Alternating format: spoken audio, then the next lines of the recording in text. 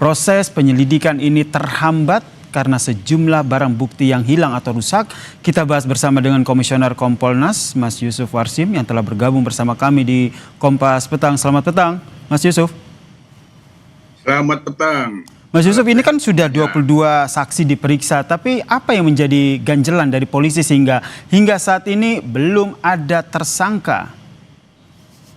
Iya, jadi memang yang paling penting kita mendapatkan update soal apakah hingga 2 pekan ini ada hambatan-hambatan yang itu membuat kesulitan mengungkapkan fakta-fakta yang bisa mengarah siapa terduga pelakunya.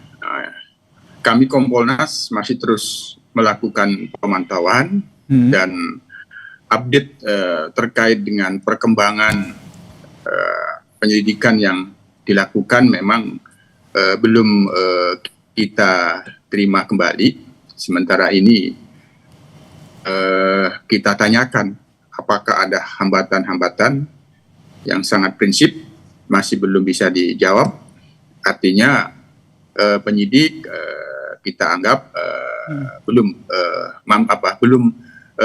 menemukan hambatan-hambatan. Dari Kompolnas sendiri, Mas Yusuf, juga hambatan itu. Iya, Mas Yusuf, maaf saya potong, dari Kompolnas sendiri juga ikut mencermati tidak? Karena kalau kita lihat kasus ini melibatkan politisi PKS, kemudian terjadi di dalam rumah tanpa pengawasan saat itu, dan yang membuat publik tercengang adalah CCTV yang rusak, kemudian tidak ada jejak pelaku. Iya, sebenarnya dari aspek TKP mudah gitu, maksudnya untuk mengurai jejak fakta-fakta orang per orang yang itu perlu dan patut dimintain klarifikasi dan keterangan itu sangat mudah gitu. Misal dipastikan dalam 3 kali 24 jam apakah ada orang yang selama ini tidak pernah bertamu atau berkunjung, kan itu.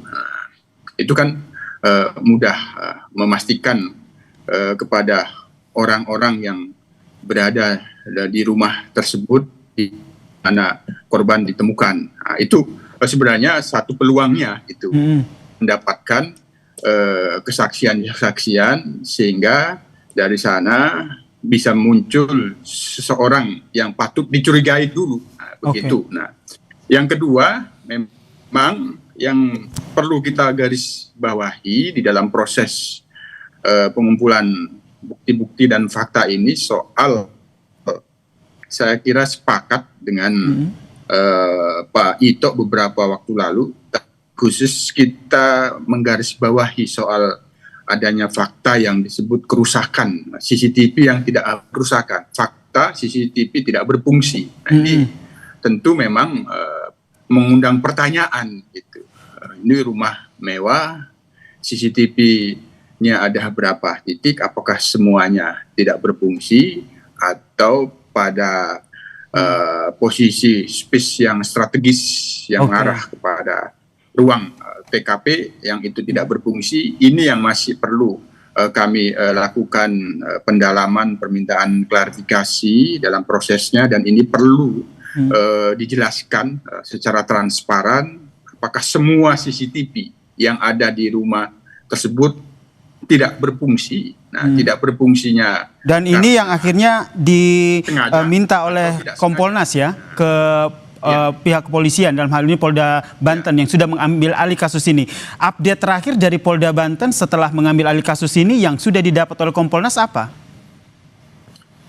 Untuk resmi diambil alih kami belum mendapatkan informasi dan klarifikasi. Sejauh ini yang ada backup.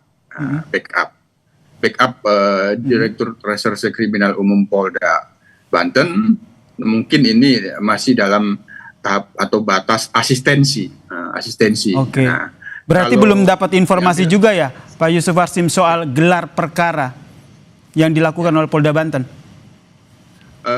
Sejauh ini hal-hal yang kaitannya dengan upaya-upaya untuk menyimpulkan sementara apa bukti-bukti yang sudah didapat belum terpantau oleh kami.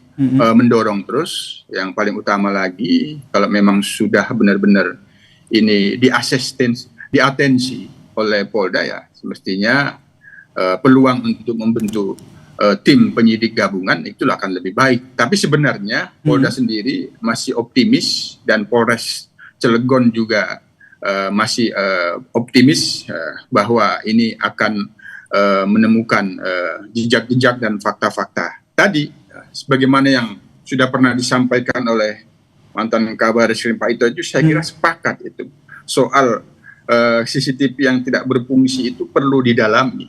Termasuk mendalami profiling orang tua, termasuk jejak digital dari orang tua. Itu sebenarnya sudah keharusan dilakukan scientific crime investigation.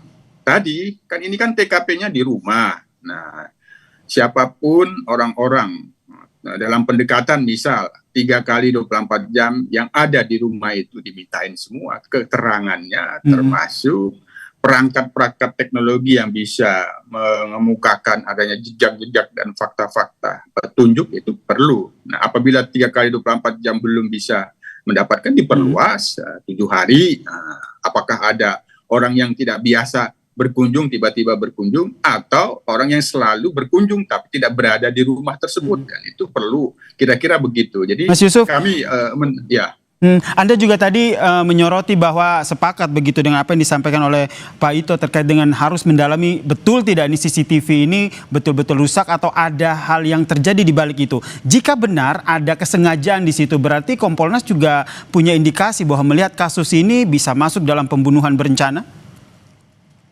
Ya, kalau ada kesengajaan kan ada fakta obstruction of justice, menghalang-halangi dan merusak barang bukti, ya. Itu dulu. Nah, itu dulu. Tapi itu sangat penting gitu. Memang itu dari kemarin-kemarin ketika disebut tidak berfungsi itu menjadi pertanyaan saya, apa tidak berfungsinya? Itu sengaja atau tidak disengaja? Rumah sebesar itu tidak update terhadap CCTV itu. Oke, Mas Yusuf, dari Kompolnas sendiri laporan terbaru yang didapatkan oleh Kompolnas, barang bukti yang sudah diperiksa, sudah dianalisis oleh polisi sehingga tadi kata Anda ini optimis nih dapat mengungkap kasus ini, apa saja, Mas Yusuf? Ya, kami melihat memantaunya karena belum bisa menjelaskan apakah ada hambatan yang itu menjadikan sulit mendapatkan fakta-fakta yang mengarah kecurigaan kepada seseorang, ataupun seseorang yang sudah bisa dianggap patut diduga pelaku, itu belum bisa disampaikan, sehingga berarti penyidik masih optimis. Nah, sementara ini mereka masih terus melakukan pendalaman bukti-bukti ilmiah yang sementara ada, dirangkai dan dicocokkan dengan keterangan para saksi, sepertinya ke situ. Tapi secara kami juga sudah dijanjikan akan mendapatkan update terkait dengan proses penyidikan yang sedang berjalan. Baik, kita nantikan bersama ya seperti apa update penyelidikan dari polisi terkait dengan kematian anak politisi PKS yang hingga saat ini belum ditetapkan tersangka oleh polisi. Terima kasih Komisioner Kompolnas Mas Yusuf Warsim telah berbagi perspektif dan informasinya di Kompas Petang. Salam sehat.